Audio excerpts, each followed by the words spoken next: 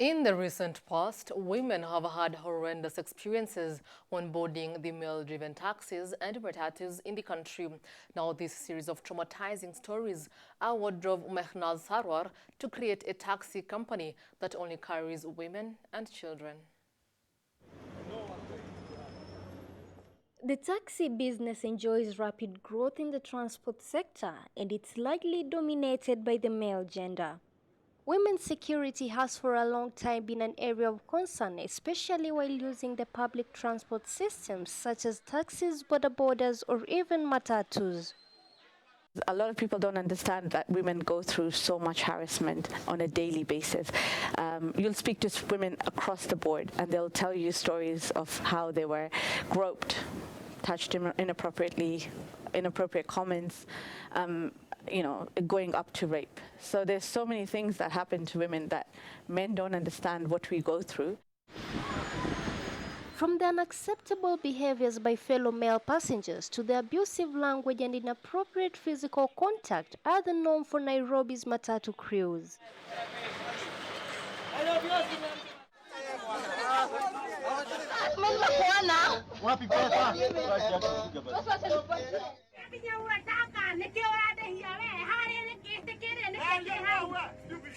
For instance, in November 2014, about 3 incidents were reported of women being stripped, some beaten up while others sexually assaulted at Nairobi's bus terminals that went viral, hence catalyzing the My Dress, My Choice campaign.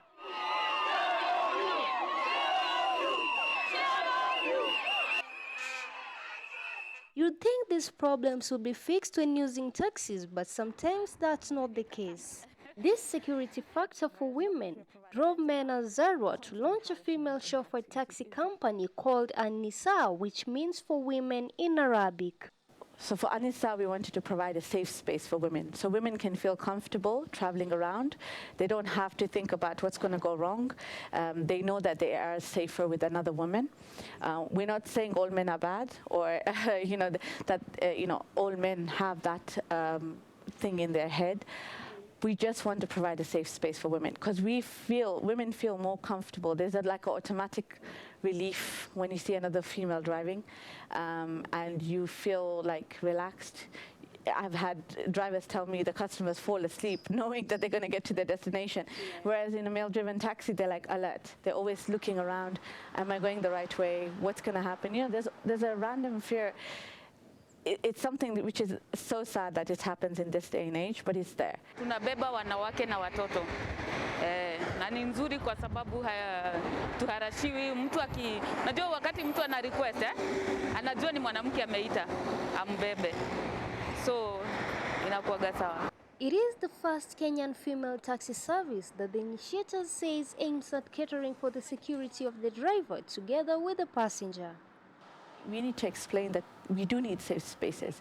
We don't feel comfortable in the current spaces that are out there. So many incidents of happening in the taxi service, and women don't want to put themselves through that.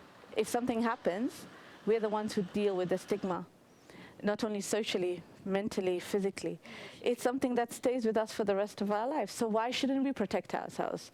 We should be able to choose where we feel safe. Mtu mwenye ananiita anajua ameita mwanamke na ni mwanamke mwenzangu, either labda ananipatia watoto ama yeye, so najuaga niko sawa.